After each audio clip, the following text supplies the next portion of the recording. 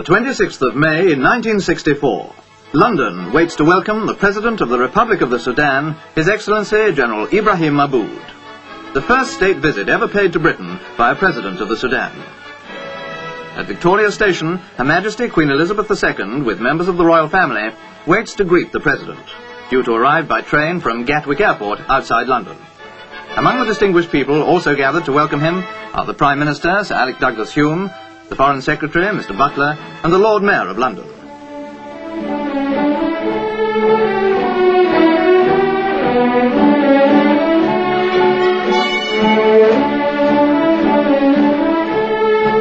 The Queen's husband, His Royal Highness Prince Philip, Duke of Edinburgh, had met the President at the airport and accompanied him on the special train to London.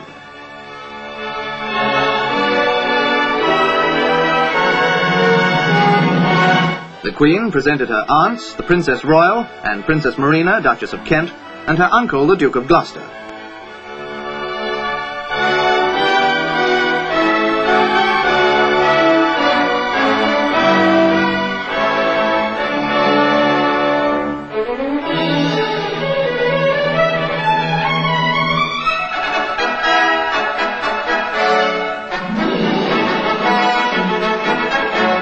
Then it was the turn of the waiting dignitaries to welcome the Queen's distinguished guest.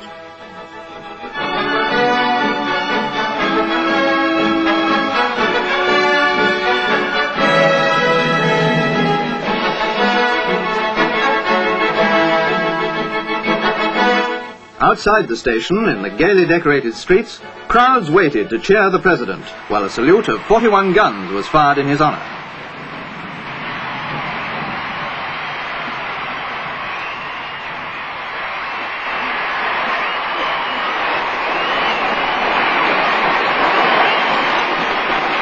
Special wave from the President to his fellow countrymen waiting to greet him.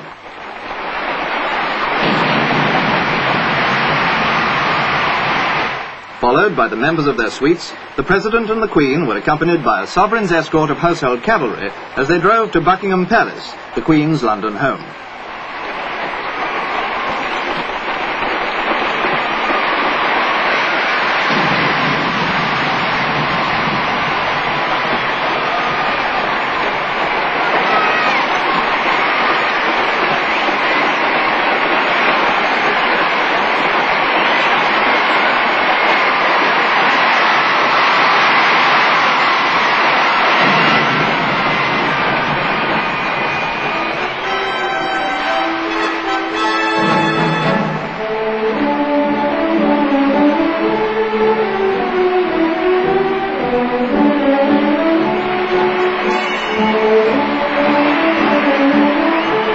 The British and Sudanese people have long been linked in history, and the crowds were eager to greet the leader of this great African nation.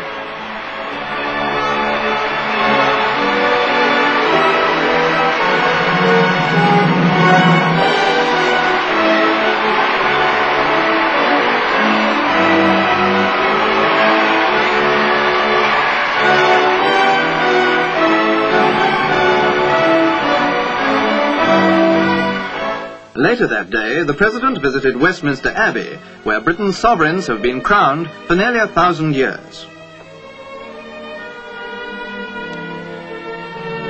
He was welcomed by the Sub-Dean, who escorted him into the great church.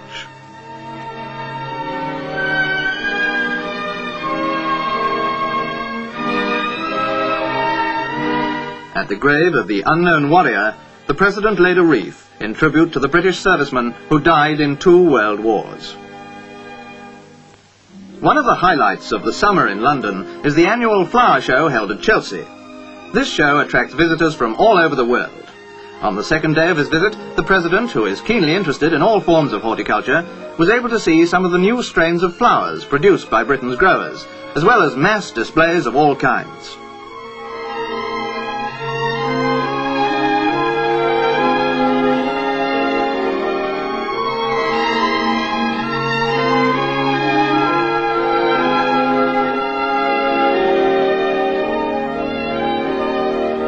That evening, at Lancaster House, the Foreign Secretary and his wife were hosts at a British government dinner given in the President's honour.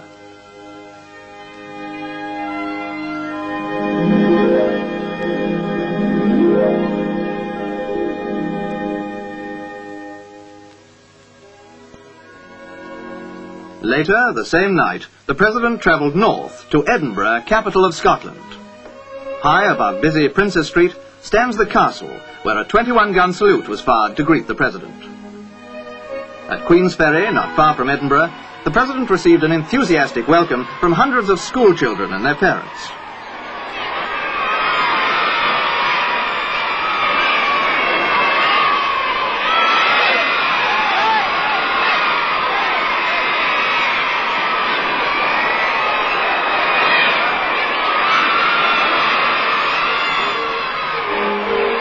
From Queensferry, it's only a short distance to the new Forth Road Bridge, now under construction alongside the famous Forth Railway Bridge. When complete, the road bridge will provide a new highway from Edinburgh to the north of Scotland. It'll be the longest bridge in Europe and the fourth longest in the world. The President spent some time looking at the structure and talking to some of the men working on it.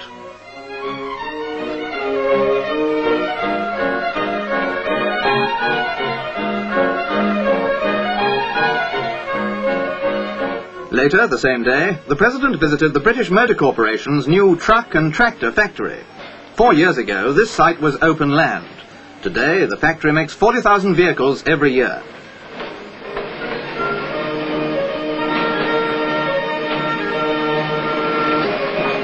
Back in Edinburgh, the President was guest of honour at a tea party given by the British Council. Here, he was able to meet and talk with a number of Sudanese students who are studying in Britain.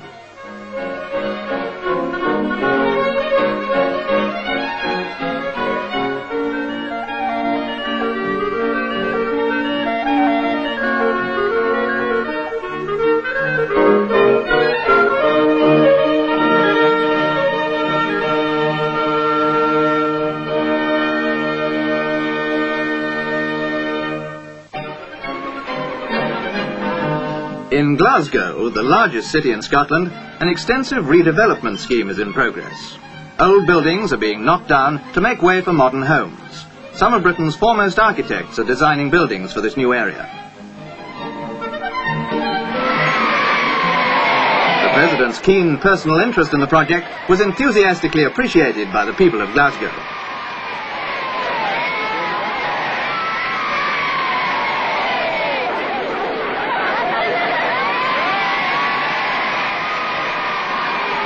Although Glasgow is a huge industrial city, it stands close to some of the most beautiful scenery in Scotland. A fine way to enjoy it is to take a steamer across Loch Lomond, one of the most famous and lovely stretches of water in Britain.